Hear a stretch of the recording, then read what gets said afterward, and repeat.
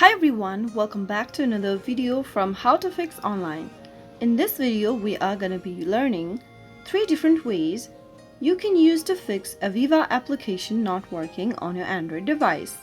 If the AVIVA application is not working on your Android device, then here are some troubleshooting steps you can take to resolve the issue. So the first thing you'll need to do is to make sure that you check your application's update.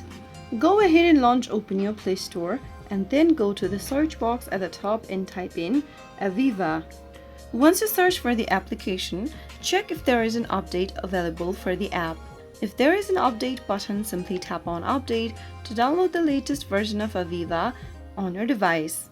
Once the application is updated, next thing to do is to clear your app cache and data. Go ahead and tap Open Settings app from your Android phone.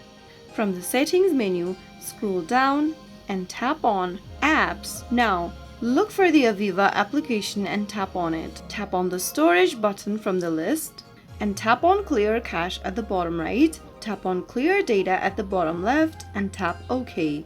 Once you clear your cache and data, you can go ahead and open the AVIVA application and see if that fixes the issue. You'll need to log in again after clearing your data and cache. If the problem still continues, the next thing you'll need to do is to go ahead and hold the AVIVA application from your app drawer. In the pop-up, tap on Uninstall and tap on OK. Once you delete the AVIVA application, go ahead and open up your Google Play Store and re-download the app again. Once you go ahead and download AVIVA application and open it up, you will then be able to fix the issue. Those were some of the fixes you could take if you have problems with AVIVA application malfunctioning on your Android. If you found the video to be helpful, go ahead and give us a thumbs up.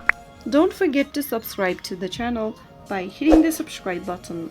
Press the bell icon so that you'll never miss another upcoming upload from us.